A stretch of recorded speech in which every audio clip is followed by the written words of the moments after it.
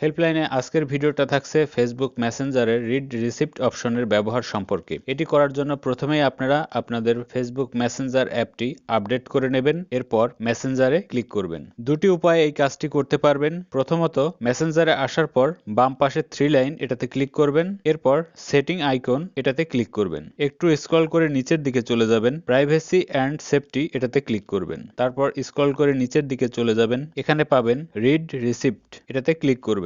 এই অপশনটি normally on থাকে। এটি যদি আপনি অফ করে দেন, সেক্ষেত্রে আপনি যে কারো চ্যাট দেখতে পারবেন, কিন্তু আপনাকে যে মেসেজ দিয়েছে সে বুঝতে পারবে না আপনি তার চ্যাট দেখেছেন। এভাবে যদি অপশনটি অফ করে দেন, সেক্ষেত্রে আপনার যত ফ্রেন্ড আছে সব ফ্রেন্ডের মেসেজগুলোই এই সেটিং এর আওতায় চলে আসবে। আপনি যদি কোনো একজন ফ্রেন্ডের মেসেজ রিড রিসিপ্টের আন্ডারে করতে চান, সেক্ষেত্রে আপনাকে একজন করে করতে হবে। এই অপশনটা আমি অন করে দিলাম। এখন একজন ফ্রেন্ডের রিড রিসিপ্ট কিভাবে বন্ধ করতে হয় সেটা দেখিয়ে দিচ্ছি। ব্যাকে যাবেন, এখান থেকে আপনি আপনার ফ্রেন্ডের আইডি পছন্দ করে নেবেন। এই ফ্রেন্ডের যদি রিড রিসিপ্ট অপশন ব্যবহার করতে চান, সেক্ষেত্রে ডান পাশে উপরের দিকে পাবেন আই বাটন, এটাতে ক্লিক করবেন। এরপর স্ক্রল করে নিচের দিকে আসবেন, দেখুন এখানেও আছে রিড রিসিপ্ট, এটাতে ক্লিক করবেন। এরপর এখান থেকে এটা অফ করে দেবেন। এটি হচ্ছে কোনো পার্টিকুলার একটি ফ্রেন্ডের জন্য। ভিডিওটি ভালো লাগলে অবশ্যই লাইক কমেন্ট দেবেন, শেয়ার করবেন বন্ধুদের মাঝে। আর যারা এখনো আমার চ্যানেলটি সাবস্ক্রাইব করেননি, অনুরোধ রইল